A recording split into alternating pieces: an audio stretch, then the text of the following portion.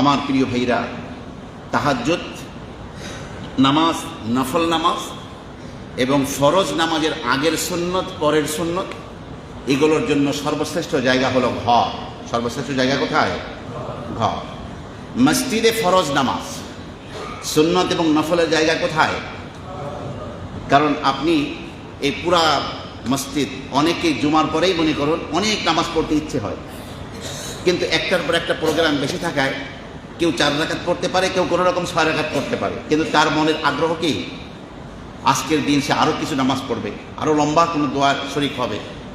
কিন্তু দেখা যায় সবাই যার যার জায়গায় নামাজ দাঁড়িয়ে যাওয়ার জন্য এই সবার সামনে দাঁড়িয়ে থাকার কারণে একান্ত রুমের মধ্যে নামাজ পড়লে, বাসার মধ্যে নামাজ পড়লে যে একাগ্রতা, অনেকের সে একাগ্রতা থাকে না।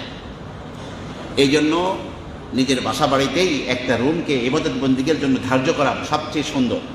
সেই রুমটাকে সর্বদা পরিষ্কার পরিচ্ছন্ন করে রাখা হবে, যে কোনো জায়গায় যা নামাজ বিছিয়ে নামাজ পড়া যায় এমন রাখা হবে, সেখানে নির্বিঘ্নে তিনি দরজা বন্ধ করে বা সুন্দরভাবে তিনি নামাজ পড়বেন। এটাই হলো সবচেয়ে উত্তম বিষয়। এই জন্য আমরা পারলে আমাদের সুন্নত এবং নফলগুলো কোথায় পড়ব? বাসায় পড়ব। এটাই রসুল বলতেন। রসুল বলতেন, তোমরা তোমাদের বাড়িঘরকে কবরস্থান বানিও না, তোমাদের নামাজের একটা অংশকে বাড়ি ঘরের জন্য রাখো। আর আমাদের অবস্থা হলো এই, কেমন যেন সুন্নত নামাজ যদি মসজিদে না পড়ি আর পড়াই হবে না। কেন হবে না? কেন বাসায় গিয়ে নামাজ পড়ার ব্যবস্থা রাখা হয়নি? আমাদের সবার যায় নামাজ আছে বাসায়, বাসায় গিয়ে আমরা নামাজ পড়ব। আল্লাহর নবী সাল্লাল্লাহু আলাইহি ওয়াসাল্লাম দীর্ঘ নামাজ পড়তেন, কিন্তু ম্যাক্সিমাম নামাজই ছিল রসুলের কোথায়?